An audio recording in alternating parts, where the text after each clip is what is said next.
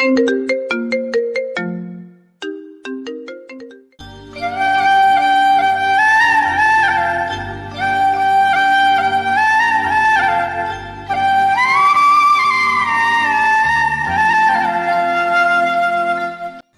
ভালোবাসার বন্ধুরা, ভিডিওটি শুরু করার আগে আপনাদের কাছ থেকে অনুরোধ রইল, প্লিজ সবাই চ্যানেলটি একটি করে সাবস্ক্রাইব করবেন, কারণ আমরা 1 লক্ষ সাবস্ক্রাইবারের খুব কাছাকাছি আছি। এতদিন ধরে আপনাদের সাপোর্ট এবং ভালোবাসায় আমাদের চ্যানেলটি এ পর্যন্ত এসে দাঁড়িয়েছে। তাই আপনাদের আর একটু ভালোবাসা আর সাপোর্ট পেলে খুব দ্রুত আমাদের 1 লক্ষ ফ্যামিলি মেম্বার কমপ্লিট হয়ে যাবে। তো চলুন এবার ভিডিওটি শুরু করা যাক। ছোট লোকের বাচ্চা, দিলি তো আমার এত দামি ড্রেসটা নষ্ট করে, আর সাথে আমার কোমরটাও দিলি ভেঙে। আরে আপু, সরি আমি খেয়াল করিনি। আসলে খুব তাড়া আছে, তাই বুঝতে পারিনি। চলুন উঠুন, এটা কোনো ব্যাপার না। এটা বলেই নয়ন হাত বাড়িয়ে দিল রিয়ার দিকে, কিন্তু রিয়া তার হাত ধরে না উঠে নিজেই উঠে গিয়ে অমনি কষিয়ে একটা চড় মারল নয়নকে। নয়ন কিছুই বুঝে উঠতে পারছে না যে মেয়েটি তার সাথে এমন করছে কেন। এমন সময় খেয়াল করলো কলেজের সকলে তাকিয়ে আছে তাদের দিকে। আসলে আজকে কলেজে নয়নের প্রথম দিন, আর সকালে ঘুম থেকে উঠতে একটু দেরি হয়ে গেছে। তাই তাড়াহুড়ো করে কলেজে গেট দিয়ে ঢোকার সময় রিয়ার সাথে ধাক্কা লেগে গেছে নয়নের, আর অমনি রিয়া নিচে পড়ে যায়। আসলে সামান্য একটা বিষয় নিয়ে এতটা বাড়াবাড়ি করার রিয়ার মোটেও ঠিক হয়নি, কিন্তু নয়ন একটা মেয়ের হাতে থাপ্পড় খাওয়ায় বিষয়টা মেনে নিতে পারল না। অনেক অপমান বোধ করলো, কেননা চতুর্দিকে অনেক লোকজন ছিল আর সবাই তাদের দিকে তাকিয়ে আছে। আসলে থাপ্পড় খাওয়ার আগে নয়ন অনেকবার রিয়ার কাছে সরি বলেছে, কিন্তু রিয়া এই বিষয়টি মেনে নেয়। সে নয়নকে থাপ্পড় মেরে ছাড়লো। এবার রিয়া সেখান থেকে চলে যেতে লাগলো, কিন্তু নয়ন রিয়ার হাত ধরে টান দিয়ে এদিকে এনে কষে দুটো থাপ্পড় মারলো তার গালে। রিয়া গালে হাত দিয়ে রাগান্বিত দৃষ্টিতে নয়নের দিকে তাকিয়ে বলল, ছোট লোকের বাচ্চা, তুই কি করলি এটা? তুই আমাকে থাপ্পড় মারলি? আরে তুই কি চিনিস আমি কে আর তোকে কি করতে পারি? আরে যা, তোদের মতো মেয়েদের খুব ভালো করে চেনা আছে আমার। তুই যা পারিস গিয়ে কর। এটা বলে রিয়াকে ধাক্কা দিয়ে সাইডে সরিয়ে সেখান থেকে চলে গেল নয়ন। নয়নের এমন ব্যবহার দেখে রিয়া তো রাগান্বিত হয়ে অবাক দৃষ্টিতে তাকিয়ে আছে তার দিকে। কারণ যে কলেজের কোনো ছেলে তার দিকে চোখ তুলে তাকানোর সাহস পায় না, আজ কিনা সেই কলেজের একটি ছেলে সবার সামনে তাকে এভাবে থাপ্পড় মারলো। রিয়া খেয়াল করলো আশপাশের সকল ছাত্রছাত্রীরা তাকে দেখে হাসতেছে। আসলে রিয়ার এতদিনের অহংকার মান সম্মান সব শেষ হয়ে গেল। যে কিনা কলেজের সব থেকে অহংকারী মেয়ে ছিল, কারণ তার বাবার টাকা পয়সা সহ সম্পত্তি কোনো কিছুর অভাব নেই, সে কারণে সে এত অহংকারী। এবার রিয়া প্রতিশোধের আগুনে জ্বলতে লাগলো কিভাবে এই ছেলেকে উচিত শিক্ষা দেওয়া যায়। এত বড় সাহস এই ছোট লোকের বাচ্চার, যে কিনা কলেজের সবার সামনে আমাকে থাপ্পড় মারলো আর আমাকে ধাক্কা মেরে এখান থেকে চলে গেল। ছোট লোকের বাচ্চা কোথাকার, তুই এবার শুধু দেখ তোর সাথে আমি কি করি। মনে মনে এটা বলতে বলতে আর রাগে গজগজ করতে করতে রিয়া চলে গেল ক্লাসের ভিতরে। কিন্তু ক্লাসে ঢুকেই যা দেখলো তা দেখার জন্য রিয়া মোটেও প্রস্তুত ছিল না। দেখতে পেল কলেজের প্রফেসর তাদের ক্লাসে এসে নয়নকে দেখিয়ে সবাইকে বলতে লাগলো, স্টুডেন্ট সকলে মনোযোগ দিয়ে শোনো, এ হচ্ছে নয়ন, যে কিনা তোমাদের ক্লাসের টপার, আর সে গ্রাম থেকে এসেছে আমাদের কলেজে পড়ার জন্য। কারণ তার প্রত্যেকটি পরীক্ষার রেজাল্ট আমি দেখেছি, সে প্রত্যেকটি পরীক্ষায় সর্বোচ্চ মার্ক পেয়ে পাশ করেছে। তাই আমি তাকে আমাদের কলেজে অ্যাডমিশন দিই, কারণ আমার বিশ্বাস সে আমাদের কলেজের এবং সকলের মুখ উজ্জ্বল করতে পারবে।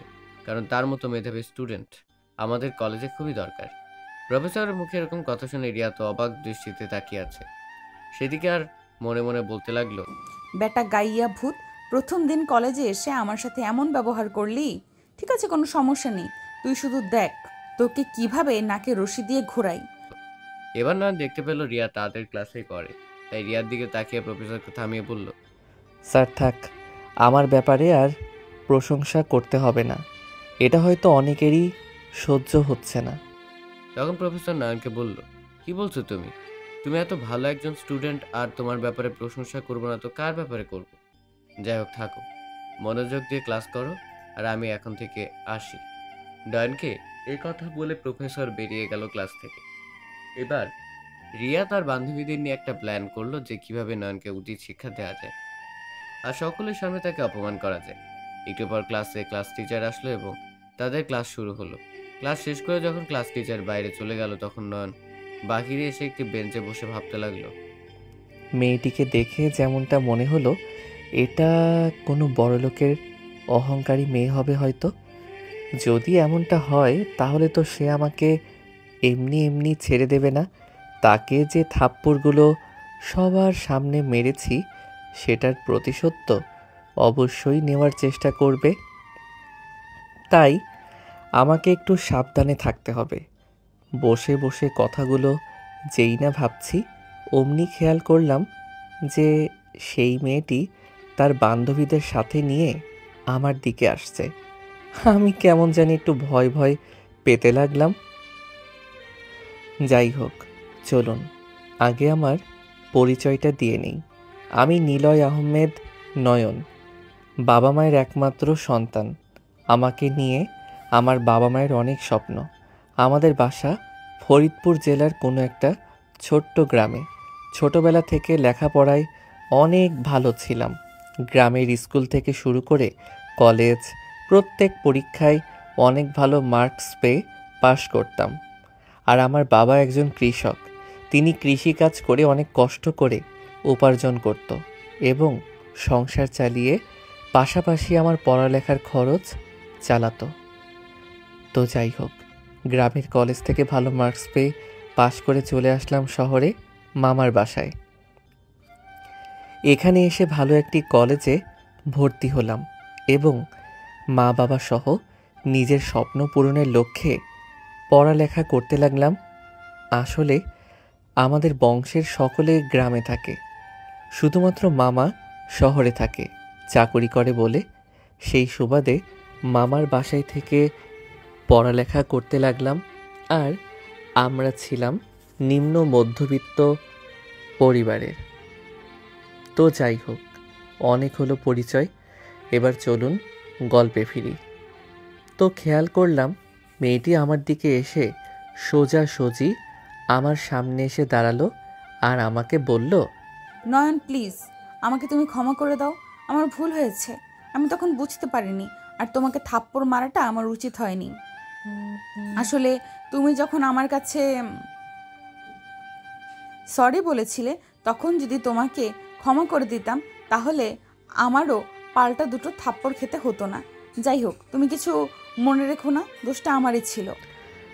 মেয়েটির মুখে এমন কথা শুনে অবাক দৃষ্টিতে হাঁ করে তাকিয়ে রইলাম তার দিকে। ভাবলাম কি হলো যে মেয়ে কিনা আমার সাথে এত খারাপ ব্যবহার করলো, আর এখন দেখি পুরাই চেঞ্জ। আসলে ব্যাপারটা কি তা বুঝতে পারছি না, কারণ এত রাগী একটা মেয়ে এত সহজে কিভাবে সব কিছু মেনে নিতে পারে। এটা ভাবতেই খেয়াল করলাম রিয়া আমার দিকে হাত বাড়িয়ে দিয়ে বলল, হাই, আমি রিয়া। আচ্ছা, আমরা কি ফ্রেন্ড হতে পারি? কেন? কলেজে এত মেয়ে থাকতে আমি কেন আপনার সাথে বন্ধুত্ব করব? শুনুন, আপনার সাথে বন্ধুত্ব করার কোনো ইচ্ছা আমার নেই। নয়নের মুখে এই কথা শুনে রিয়া তখন খপ করে তার হাত ধরে বলল, প্লিজ নয়ন, আমার ওপরে আর রাগ করে থেকো না। আসলে আমি বুঝতে পারিনি। প্লিজ তুমি আমার বন্ধুত্বটা গ্রহণ করো। আরে কি করছো? এভাবে হাত ধরতেছো কেন? সবাই তো তাকিয়ে আছে। কেমনটা লাগে? সবাই কি বলবে? এই মেয়ে, হাত ছাড়ো। ছাড়বো না তোমার হাত, থাকুক সবাই তাকিয়ে। আগে বলো, আমাকে তুমি বন্ধু হিসেবে মেনে নিয়েছো কি না? কি আজব মেয়ে রে বাবা। আচ্ছা আচ্ছা, ঠিক আছে, আগে হাত ছাড়ো। আজ থেকে আমরা ফ্রেন্ড। এবার খুশি তো? খুশি। তাহলে এখন যাও, আমার কাজ আছে। আচ্ছা যাব, তার আগে তোমার ফোন নাম্বারটা দাও তো। তারপর রিয়া কোনো মতে নয়নের ফোন নাম্বার নিয়ে সেখান থেকে চলে গেল। আর ওদিকে কলেজ শেষ করে নয়নও বাসায় ফিরে গেল। বাসায় গিয়ে নয়ন পড়ার টেবিলে বসেই ভাবতে লাগলো। কি ব্যাপার বুঝলাম না তো কিছুই। যেই মেয়ে কিনা কলেজে ঢোকার সময় আমার সাথে এমন একটা ব্যবহার করলো, আর সে কিনা কলেজ থেকে আসার সময় একেবারে বন্ধু বানিয়ে ছাড়লো। নিশ্চয়ই এর পিছনে অন্য কোনো কারণ আছে। যাই হোক, মেয়েটার থেকে একটু সাবধানে থাকতে হবে আর বিষয়টা ভালোভাবে বুঝতে হবে। এবার রিয়া বাসায় গিয়ে তার বান্ধবীদের সাথে ফোনে কথা বলল। আর দোষ শুনেছিস? ঘুঘু ফাঁদে পা দিয়েছে, আর ওকে বোঝাবো যে কত ধানে কত চাল। বেটা গাইয়া ছোট লোক, আমাকে অপমান করিস, আমাকে কলেজে সবার সামনে থাপ্পড় মারিস। এবার রিয়া তার বান্ধবীদের সাথে কথা বলতে লাগলো।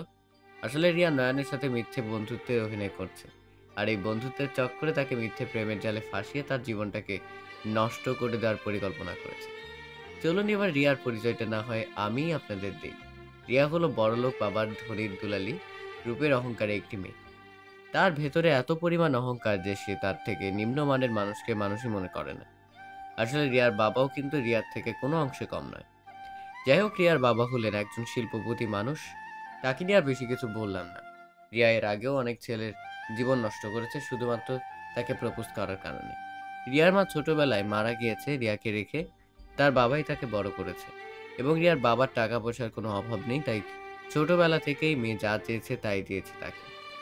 সে কারণেই হয়তো রিয়া আজকে এমন হয়েছে, কারণ মা মরা মেয়েকে রিয়ার বাবা কখনোই শাসন করতে পারে। যাই হোক, চলুন গল্পে ফিরি। এরপর পরদিন সকালে নয়ন বাসা থেকে নাস্তা করে রওনা দিল কলেজের উদ্দেশ্যে। এমন সময় রিয়া তাদের গাড়ি নিয়ে এসে নয়নের রাস্তা আটকে দাঁড়ালো আর নয়নকে বলল, কি ব্যাপার নয়ন, তুমি হেঁটে হেঁটে কলেজে যাচ্ছ নাকি? আসলে আমাদের গ্রামের রাস্তায় তেমন একটা গাড়ি চলাফেরা করে না, তাই যদি কোথাও যাওয়ার প্রয়োজন হয় তাহলে হেঁটে চলাচল করতাম। আসলে সেই অভ্যাসটা এখনও পাল্টাতে পারিনি। তো যাই হোক, গ্রামের ছেলে আমি, তাই পায়ে হেঁটে যাচ্ছি। আর তুমি এভাবে আমার রাস্তা আটকে দাঁড়ালে কেন? না মানে বললাম, এভাবে হেঁটে যেতে লাগলে তো অনেক সময় লাগবে। তুমি একটা কাজ করো, আমার সাথে আমার গাড়িতে উঠে বসো। চলো আজকে দুজনে গাড়িতে করে একসাথে কলেজে যাব। আরে না, আমি হেঁটে যেতে পারবো। আর কি বলছো তুমি এসব? তুমি আর আমি যদি একসাথে গাড়িতে করে কলেজে যাই তাহলে সকলে কি ভাববে বলো তো? আরে তুমিই তো বললে আমরা না ফ্রেন্ড, তাহলে সমস্যা কোথায়? আসো তো। এরপর রিয়া গাড়ি থেকে নেমে নয়নের হাত ধরে তাদের গাড়িতে নিয়ে বসালো আর গাড়ির দরজাটি লক করে দিয়ে তারা চলে যাচ্ছে কলেজের উদ্দেশ্যে। আসলে রিয়াকে নয়ন অনেক বুঝিয়েছে, কিন্তু কোনো লাভ নেই। যাই হোক, কিছুক্ষণ পর তারা কলেজে পৌঁছে গেল। আর কলেজে পৌঁছতে পৌঁছতে রিয়া নয়নের সমস্ত বায়োডাটা নিয়ে নিল। আসলে নয়ন তাকে বিশ্বাস করে সবকিছু বলে দিয়েছিল নিজের ব্যাপারে। এতে রিয়া তার পরিকল্পনাটি আরো মজবুত করে সাজাতে পারবে। এবার কলেজের পার্কিংয়ে ড্রাইভার সাহেব গাড়ি পার্কিং করলো। এরপর নয়নের হাত ধরে রিয়া গাড়ি থেকে নামলো। আসলে নয়ন অনেক চেষ্টা করেছে যেন রিয়া তার হাত ধরে না নামে, কিন্তু রিয়া তো নাছোড়বান্দা, সবাইকে দেখানোর জন্য সে ইচ্ছে করে নয়নের হাত ধরে রেখেছে। তাদের এমন দৃশ্য দেখে কলেজের সকলে তো হা করে তাকিয়ে রয়েছে তাদের দিকে। সকলের এমনভাবে তাকিয়ে থাকা দেখে নয়ন লজ্জায় তাদের দিকে তাকাতে পারছে না, এখন কিছু বলতেও পারছে না রিয়াকে। এক সময় তারা দুজনে ক্লাসরুমের মধ্যে পৌঁছলো, তখন নয়ন রিয়ার থেকে হাত ছাড়িয়ে তাকে বলল, আরে রিয়া, তোমার কি লজ্জা শরম বলতে কিছুই নেই? এভাবে কলেজে সকলের সামনে আমার হাত ধরে গাড়ি থেকে নামলে কেন? তুমি কি জানো সকলে কিভাবে তাকিয়েছিল আমাদের দিকে? নয়ন রিয়াকে কথাগুলো বলছে আর রিয়া চুপ করে নয়নের দিকে তাকিয়ে রয়েছে, কিন্তু তার কথার কোনো জবাব দিচ্ছে না। রিয়া তখন মনে মনে বলছে, আরে আমি তো এটাই চাই, যে সবাই দেখুক আর ভাবুক যে আমরা বিএফজিএফ, তাহলেই তো খেলা জমবে। এরপর তারা দুজনে চলে গেল ক্লাসের রুমের ভিতরে এবং কিছুক্ষণ পর তাদের ক্লাস শুরু হলো। পরপর কয়েকটি ক্লাস শেষ হবার পর টিফিনের সময় চলে আসলো এবং সাথে সাথে রিয়া নয়নের কাছে এসে নয়নকে বলল, নয়ন, আমার সাথে কলেজের ক্যান্টিনে চলো, আজকে আমি তোমাকে ট্রিট দিব। আমি একটা জিনিস বুঝতে পারছি না, যতই কিনা এই মেয়ের থেকে দূরে যেতে চাই, এই মেয়ে যেন ঠিক ততই আরও কাছে আসতে চাই। আসলে বিষয়টা কি বুঝতে পারছি না। মনে মনে এটি বলতেই আবারও রিয়া আমাকে বলে উঠল, কি ব্যাপার আনমনে, কি বলছো? চলো, আমি না বললাম তোমাকে আজকে আমি খাওয়াবো। না, কিছু বলছি না। আচ্ছা, তুমি আমাকে কেন খাওয়াবে বলো তো? আরে এটাও বুঝতে পারছো না? আজকে তো আমাদের বন্ধুত্বের একদিন পূর্ণ হলো, তাই ভাবলাম তোমাকে একটা ট্রিট দেই। আরে এইসব ছোটোখাটো বিষয় আবার কেউ ট্রিট দেয় নাকি? হ্যাঁ, এত কিছু জানি না, আমি বলেছি আজকে আমি তোমাকে খাওয়াবো, সো তুমি আর কোনো কথা না বলে চলো তো আমার সাথে তাড়াতাড়ি। নয়ন বেচারার কোনো কথা বলতে পারলো না। আসলে রিয়া নয়নের হাত ধরে টেনে নিয়ে সোজা চলে গেল কলেজের ক্যান্টিনে। ক্যান্টিনের যত দামি দামি খাবার আছে তো সেগুলো অর্ডার করলো। কিছুক্ষণ পর সকল খাবারগুলো টেবিলে সাজিয়ে দেওয়া হলো। নয়ন তো এত দামি দামি এসব খাবার দেখে তার ইতোমধ্যেই পেট ভরে গেছে। তো নয়ন খাওয়া বাদ দিয়ে বসে বসে দেখছে খাবারগুলো, আর ওদিকে রিয়া একের পর খেয়েই চলেছে। নয়ন খাবারগুলো খাচ্ছে না দেখে রিয়া নয়নকে বলে উঠল, কি ব্যাপার নয়ন, তুমি এখনো খাবার শুরু করছো না কেন? না মানে আসলে এত দামি দামি খাবার এতগুলো একসাথে কখনো দেখিনি তো, তাই একটু নার্ভাস হচ্ছি। আচ্ছা কোনটা আগে খাই বলো তো? খা, তুই খা, যত মনে চায় পেট ভরে খা। কয়েকটা দিন যেতে দে, দেখ তোর সাথে আমি কি কি করি। বেটা, তোকে এত পরিমাণ কষ্ট দেব যে যা তুই কল্পনাও করতে পারবি না। কি ব্যাপার, ফিস ফিস করে কি বলছো?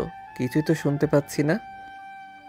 আরে না, বললাম যে কোনো একটা দিয়ে শুরু করো তো, আর একটু তাড়াতাড়ি শেষ করো, কারণ একটু পরে টিফিনের সময় চলে যাবে। আচ্ছা ঠিক আছে, তাহলে এটা দিয়ে শুরু করি। এরপর একে একে সবগুলো খাবার শেষ করে তারা দুজনে সেখান থেকে চলে গেল। এবার বাকি ক্লাসগুলো শেষ হলো এবং তারা দুজনে বাড়ির পথে রওনা করলো। নয়ন হেঁটে হেঁটে যাচ্ছিল বাসার দিকে। সকালবেলার ন্যায় এবারও রিয়া তাদের গাড়ি নিয়ে এসে নয়নের পথ আটকালো আর তাকে গাড়িতে ওঠার জন্য অনুরোধ করতে লাগলো। রিয়ার এত অনুরোধে নয়ন আবারও উঠে পড়লো তাদের গাড়িতে। কিছুক্ষণের মধ্যেই নয়ন তাদের বাসার সামনে চলে আসলো আর গাড়ি থেকে নেমে পড়লো। এবার নয়নকে বাই জানিয়ে রিয়া চলে গেল তাদের বাড়িতে। বাড়িতে এসে নিজ নিজ কাজকর্ম শেষ করে রাতের খাবার খেয়ে নিল তারা। খাবার শেষ করে কিছুক্ষণ পর বিছানায় গিয়ে রিয়া ফোন করলো নয়নকে। আনোর নাম্বার থেকে কল আসা দেখে নয়ন কলটা প্রথমে কেটে দিল। আবার দ্বিতীয়বার কল আসতেই ভাবলো হয়তো গ্রাম থেকে কেউ ফোন করেছে। এভাবে কলটি রিসিভ করে বলতে লাগলো, হ্যালো, আসসালামু আলাইকুম, কে বলছেন? কিন্তু ফোনের ওপাশ থেকে কোনো জবাব আসলো না। নয়ন তো পড়ে গেল চিন্তায়। আমার নাম্বার থেকে কল করলে আবার ওপাশ থেকে কোনো কথা বলছে না। এরপর নিজের নাম্বার থেকে ওই নাম্বারে কল করতে যাবে, তখনই হঠাৎ আবারও সেই নাম্বার থেকে কল আসলো। এবার নয়ন ফোনটি রিসিভ করলো আর বলল, হ্যালো, কে? পরিচয়টা জানা কি খুবই দরকার? দেখুন, আমি অপরিচিত কারোর সাথে কথা বলি না, তাই আপনি যদি আপনার পরিচয়টা না দেন তাহলে আমি কিন্তু কল কেটে দিয়ে আপনাকে ব্লক করে রাখবো। এই যে মিস্টার, এই কাজটি ভুলেও করতে যাবেন না, তাহলে কিন্তু কলেজে আপনার খবর আছে। কালকে আমার খবর আছে মানে? আচ্ছা আপনি কি আমাকে চিনেন? হ্যাঁ চিনি, মানে খুব ভালো করেই চিনি। আপনি আমাকে চিনেন মানে? আচ্ছা আপনি কে, একটু পরিচয়টা দেন না আপনার। এটা বলবো না। আচ্ছা তুমি যদি পারো তাহলে বের করো যে আমি কে। তোমার পরিচয় বের করতে আমার 30টা সেকেন্ডও লাগবে না। তাই নাকি? আর তুমি কে বলো তো, যে 30 সেকেন্ডের কম সময়ে আমার পরিচয় বের করে দিতে পারবে? আমি কে এটা শুনলে তোমার হয়তো গায়ে জ্বর চলে আসতে পারে, তাই ভালোই ভালোই বলছি, তোমার পরিচয়টা দাও, তা না হলে কিন্তু খুব খারাপ হবে। দেব না আমি আমার পরিচয়, পারলে খুঁজে বের করো যে আমি কে। আর তুমি কে, কোন জজ ব্যারিস্টার নাকি? হ্যাঁ, মেয়েটির মুখে এমন কথা শুনে মনে মনে বলতে লাগলাম, আচ্ছা নাছোড়বান্দা মেয়ে তো, কে জানে এই রাত্রেবেলা আবার কার পাল্লায় পড়লাম। আচ্ছা তুমি তাহলে শোনো যে আমি কে। আমি হলাম এই থানার নতুন ওসি, আর আমি চাইলে 30 সেকেন্ডেরও কম সময় তোমার পরিচয় বের করে দিতে পারি। সো আমি চাই কোনো ঝামেলা হওয়ার আগে তুমি নিজে তোমার পরিচয়টা দিয়ে দাও, এটাই তোমার জন্য ভালো হবে। এই যে মিস্টার, আপনার এসব ফালতু চাপাবাজি কথা বাদ দিন, কারণ আমি খুব ভালো করেই জানি যে আপনি কে। এই রে, ধরা পড়ে গেলাম। আচ্ছা তুমি কে বলো তো, যে আমার ব্যাপারে সব কিছু জানো আর আমি কে সেটাও জানো। এরপর প্রায় 2 মিনিট চুপ করে রইলাম, কোনো কথা বললাম না, আর মনে মনে ভাবতে লাগলাম যে মেয়েটা আসলে কে হতে পারে।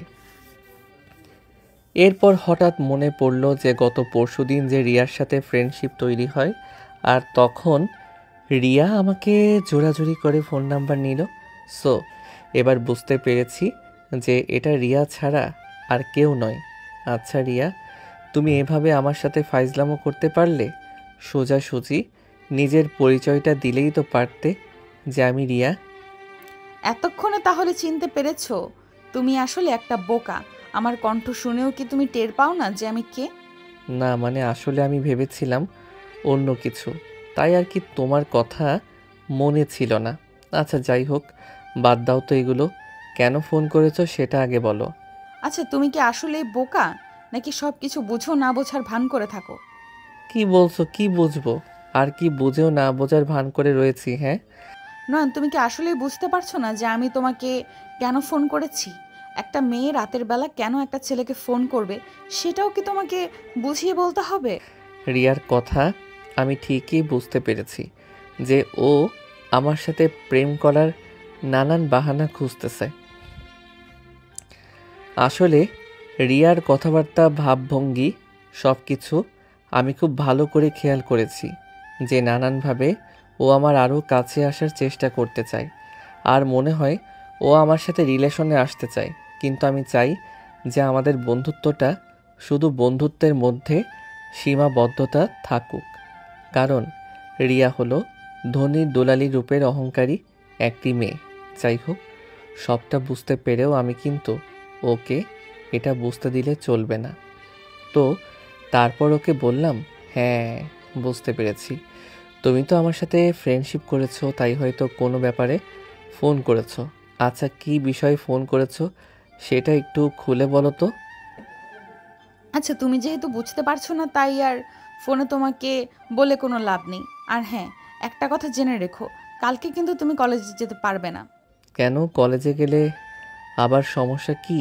শোনো, তুমি তো এই শহরে নতুন এসেছো, তাই আমি চাই আগামীকাল সারা দিন আমাদের গাড়ি নিয়ে আমরা পুরো শহরটা ঘুরে দেখব। আরে না দেখো, আমি সবেমাত্র 2 দিন হলো কলেজে জয়েন করেছি। এখনই যদি কলেজ মিস করি তাহলে প্রিন্সিপালের কাছে জবাবদিহিতা করতে হবে, আর আমার পড়ালেখারও কিছুটা ক্ষতি হবে।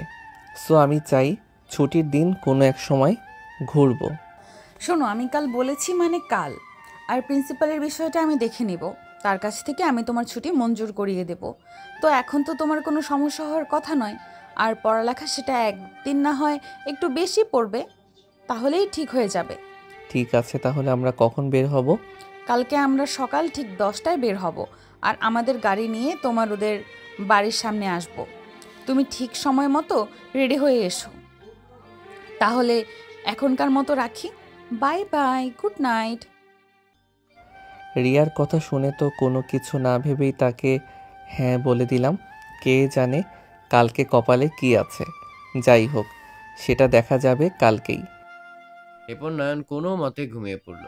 আর ওদিকে রিয়া তো মনে মনে বেশ খুশি, কারণ সে নয়নকে কিছুটা হলেও তার প্রতি আকৃষ্ট করতে পেরেছে। নানান প্রকার চিন্তাভাবনা আর প্ল্যানের কারণে রিয়ার চোখে কোনো মতে ঘুম আসলো না। এবার রিয়া বিছানায় শুয়ে শুয়ে অনেক বড় একটি পরিকল্পনা করতে লাগলো। হোক না কেন, কালকে নয়নকে আমি প্রপোজ করবই। আর এটাই হবে আমার সবচেয়ে বড় হাতিয়ার। কারণ ও যদি একবার আমার প্রেমের জালে জড়িয়ে পড়ে, তাহলে ওকে যেভাবে খুশি আমি উত্তম প্রতিশোধ নিতে পারবো। এরকম আরো অনেক চিন্তা ভাবনা করতে গিয়ে রিয়া কয়েক ঘন্টা পর খেয়াল করলো ভোরের আলো ফুটেছে প্রায়, আর মসজিদের মাইকে মুয়াজ্জিনের আজান শুনতে পেল। এরপর সে আর না ঘুমিয়ে অপেক্ষা করতে লাগলো সকাল হবার। এরপর দেখতে দেখতে সকাল প্রায় 9টা বেজে গেল, আর ওদিকে নয়ন মোটামুটি ভালো একটা পোশাক পরে বাসা থেকে বের হয়ে নিচে আসলো। কিছুক্ষণ দাঁড়িয়ে থাকার পর হঠাৎ দেখতে পেল যে রিয়া আসছে তাদের গাড়িতে নিয়ে। এরই মাঝে রিয়া প্রিন্সিপালকে ফোন দিয়ে নয়নের ছুটির দরখাস্ত মঞ্জুর করলো। এরপর নয়নকে নিয়ে রিয়া চলে গেল শহরের নামকরা একটি রেস্টুরেন্টে সকালের নাস্তা করার জন্য। ড্রাইভার সাব রিয়ার কথা মতো শহরটা ঘোরাতে লাগলো। আর এরই মাঝে রিয়া শহরটা ঘোরাতে ড্রাইভার সাব রিয়ার কথা মতো শহরটা ঘোরাতে লাগলো, আর এরই মাঝে রিয়া নয়নের কাঁধে মাথা দিয়ে ঘুমিয়ে পড়লো। আসলে রিয়া কেন সারা রাত ঘুমোতে পারেনি তাই ইতিমধ্যেই আপনারা জানেন, তাই আর নতুন করে বলার দরকার নেই। কিছুক্ষণ পর পর নয়ন প্রিয়ার দিকে তাকাচ্ছে, আমার হঠাৎই অন্যদিকে চোখ ঘুরিয়ে নিচ্ছে। একটু পর নয়ন খেয়াল করলো যে রিয়া আরও তাকে আঁকড়ে ধরে শুয়ে আছে। প্রায় 2 ঘন্টা ঘুমানোর পর রে আবার ঘুম থেকে জাগনা হলো, আর দেখতে পেল সে সে নয়নের কাঁধে মাথা দিয়ে শুয়ে আছে আর খেয়াল করলো যে নয়ন তার দিকে তাকিয়ে আছে। রিয়া মনে মনে ভাবলো, এটাই তো চেয়েছিলাম যে তুমি আমাকে এতটা কাছ থেকে দেখবে আর আমার সাথে তোমার রিলেশন করার ইচ্ছেটা তোমার মনে জাগ্রত হবে। রিয়া মনে মনে কথাগুলো ভাবছে আর নয়নকে আরো আঁকড়ে ধরে শুয়ে আছে। আসলে নয়ন খেয়াল করেনি যে রিয়ার ঘুম ভেঙে গেছে কিছুক্ষণ আগে, কিন্তু তারপরও রিয়া ঘুমের অভিনয় করে নয়নের কাঁধে মাথা রেখে শুয়ে আছে। এভাবে বেশ কিছুক্ষণ পর করলো রিয়ার গুলো মুখের মধ্যে এসে গেছে, তাই সে নিজের হাত দিয়ে সেগুলোকে সাইড রেখে দিচ্ছে আর মনে মনে বলছে, কি সুন্দর চুল আর কি সুন্দর চেহারা, দেখে অনেক মায়াবী লাগছে। মনে হচ্ছে কত নিষ্পাপ চেহারার একটি মেয়ে আমার কাঁধে মাথা রেখে শুয়ে আছে। কোনো মতেই যেন চোখ অন্যদিকে সরাতে পারছি না। কি মায়া তার চেহারায়। রিয়ার এমন চেহারা দেখে মনের অজান্তেই কেন জানি তার প্রতি ভালোবাসা জেগে উঠল। আসলে লাইফের ফার্স্ট টাইম আমার কাঁধে মাথা রেখে কেউ এভাবে ঘুমায়, আবার এত সুন্দর একটি মেয়ে। আসলে আমি কখনো ভাবতেও পারিনি যে এমনটা হবে। তারপর কি আর করব, আস্তে আস্তে রিয়ার মাথায় হাত বুলাতে লাগলাম। রিয়া কিন্তু সবকিছুই টের পাচ্ছে, কিন্তু নয়নকে কিছুই বুঝতে দিচ্ছে না। আসলে রিয়া খুব ভালো করেই জানতো যে এভাবে একটি ছেলের বুকে মাথা রেখে ঘুমোলে সে আর কতক্ষণ না নিজেকে ঠিক রাখবে, একটিবার হলেও তো তাকে স্পর্শ করার চেষ্টা করবে। তো রিয়া এই টেকনিক কাজে লাগিয়েই তার কাঁধে মাথা রেখে এভাবে ঘুমিয়েছিল। তো নয়নের এরকম কাণ্ড দেখে রিয়া মনে মনে বলছে, আশা করি ঘুঘু ফাঁদে পা দিয়েছে। এবার দেখা যাক যে বিষয়টা কত দূর যায়। এরপর আরও কিছুক্ষণ এভাবে শুয়ে রইলাম আর অনুভব করলাম নয়ন আমার মাথায় হাত বুলিয়ে দিচ্ছে। বেশ ভালোই লাগছিল, কিন্তু অনেকটা বিরক্ত বোধও করছিলাম। যাই হোক, ওকে কিছু বলতে পারলাম না, কারণ এখনই যদি কিছু বলি তাহলে তো বাকি পরিকল্পনাটা নষ্ট হয়ে যাবে। একটু পর চোখটা হালকা করে খুলে দেখলাম যে আমরা একটি পার্কের কাছাকাছি চলে এসেছি। সো এই জায়গাটা আমার চেনা, কারণ এখান থেকে পার্ক বেশ কাছেই। তাই মনে মনে চিন্তা করলাম যে পার্কে গিয়ে নয়নকে প্রপোজ করব আর পুরোপুরি আমার প্রেমের জালে আবদ্ধ করব। এরপর হালকা একটু মোড়ামুড়ি দিয়ে নয়নের কাছ থেকে মাথাটা উঠিয়ে নিলাম আর বললাম, নয়ন, আমরা এখন কোথায়? আর আমি কি এতক্ষণ ঘুমিয়েছিলাম? জায়গাটা আমার বেশ ভালো চেনা নেই, তবে তুমি কিন্তু এতক্ষণ আমার কাঁধে মাথা রেখে ঘুমিয়েছিলে। ও হ্যাঁ, চিনতে পেরেছি। এখান থেকে একটু সামনে গেলে একটা পার্ক পাবো। ড্রাইভার সাহেব, আপনি পার্কের সামনে গাড়িটি বের করবেন। আর নয়ন, আমি যে এতক্ষণ তোমার কাঁধে মাথা দিয়ে ঘুমিয়েছিলাম, তোমার কি কষ্ট হয়নি? তুমি তো চাইলেই মাথাটা উঠিয়ে সিটে নামিয়ে দিতে পারতে। না না, তেমন কোনো কষ্ট হয়নি। আর তুমি ঘুমিয়েছো দেখে তোমার মাথা নামিয়ে দেইনি। যাই হোক, বলো তো আমাকে, এখন পার্কে যাব নাকি? হ্যাঁ, আমরা এখন পার্কে যাব। এই পার্কটা অনেক সুন্দর, আর এই পার্কে অনেক সুন্দর সুন্দর ফুল গাছ রয়েছে, যেগুলো আমার অনেক প্রিয়। এরপর কিছুক্ষণের মধ্যেই তারা দুজনে গাড়ি থেকে নেমে পার্কের ভিতরে প্রবেশ করলো। এরপর একটু ঘোরাফেরা করলো আর দুজনে মিলে পার্কে তাদের পিক তুললো। এক পর্যায়ে দুজনে চলে গেল নানান রকমের ফুলের বাগানে। পুরো পার্কের মধ্যে এই স্পটটি সবার প্রিয়, কারণ এখানে দেশি বিদেশি নানান রকমের ফুলের গাছ রয়েছে এবং অনেক সুন্দর ফুল ফুটে আছে। এবার রিয়া নয়নকে বলল, আচ্ছা নয়ন, তুমি একটু দূরে গিয়ে দাঁড়াও আর গিয়ে চোখ বন্ধ করে রাখবে। নয়ন আসলে বুঝতে পারছি না যে রিয়া তাকে দূরে সরিয়ে গিয়ে দাঁড়াতে বলল আর চোখ বন্ধ করতে বলল কেন। নয়ন বিষয়টি বুঝতে পারেনি।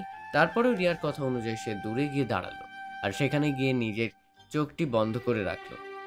এর কিছুক্ষণ পর রিয়া পাশে থাকা একটি গোলাপ ফুলের গাছ থেকে ফুল ছিঁড়ে আর হাতে নিতে গিয়ে নয়নের সামনে হাঁটু গেড়ে বসে বলল, ভালোবাসি কতটা জানি না তোমায়, শুধু এ মন সবসময় তোমার কাছেই চায়। ভালো যদি বাসো গো আমায়, চিরদিন ভালোবাসবো আমি শুধু তোমায়। I love you Nayan, please আমাকে তুমি ফিরিয়ে দিও না। তোমার ভালোবাসা না পেলে আমি হয়তো মরেই যাব। রিয়ার মুখে এরকম কথা শুনে চোখ খুলে তাকালাম তার দিকে। আসলে আমি কখনো ভাবতেও পারিনি যে রিয়া এমন একটি কাজ করবে। এত সুন্দর করে সিনেমাটিক স্টাইলে হাতে একটি লাল গোলাপ নিয়ে আমাকে প্রপোজ করলো। আসলে বুঝতেই পারছি না যে সে কি সত্যি আমাকে ভালোবাসে নাকি আমার সাথে প্রতারণা করবে? কারণ রিয়া হলো শহরের ধনী পরিবারের একটি মেয়ে, আর আমি হলাম সামান্য গ্রামের একজন গরিব ছেলে। এগুলো মনের মধ্যে আসতে লাগলো। এমন সময় রিয়া বলে উঠল, কি ভাবছো এত? আমাকে কি তোমার পছন্দ হয় না? বা আমি কি দেখতে এতটাই খারাপ? আরে না, আমি সেটা বলিনি। আসলে আমি ভাবছি অন্য কথা। দেখো নয়ন, তুমি যদি আমাকে ভালো না বাসো তাহলে আমি আজকে নিজের জীবন এখানেই শেষ করে দিব। কি পাগলামো করছো তুমি? এমনটি করার কোনো দরকার নেই।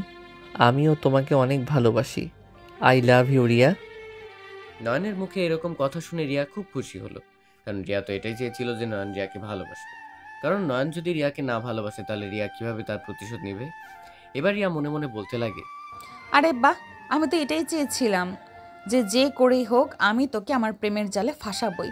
আর হ্যাঁ, তুই আমার প্রেমের জালে ফেসে গিয়েছিস। এবার তুই শুধু দেখবি তোর জীবনটা কিভাবে আমি ছারখার করে দেই। কি ব্যাপার রিয়া? কি ভাবছো? চুপ করে রয়েছো কেন? না, এমনি কিছু ভাবছি না তো।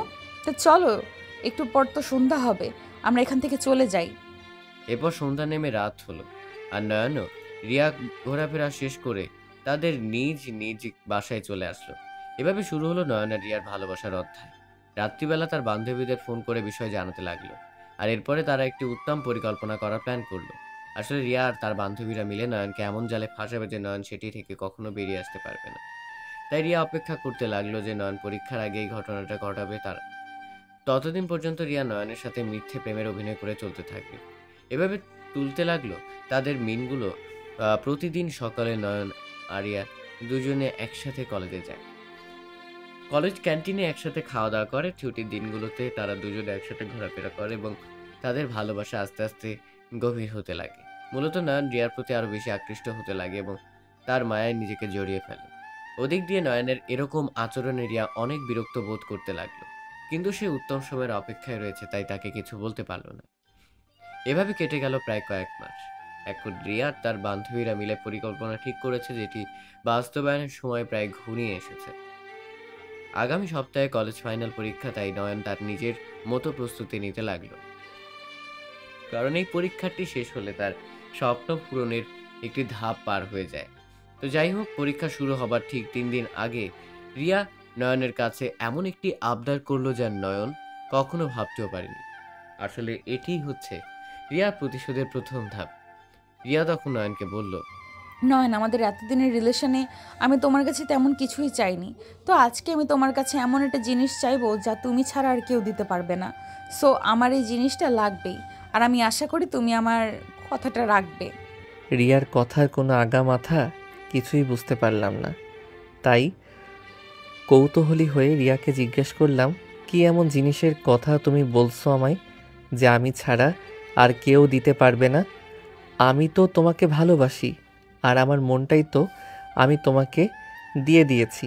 সো এর থেকে আর বেশি কিছু তো আমি দিতে পারবো না। তো যাই হোক, কি চাও তুমি বলো।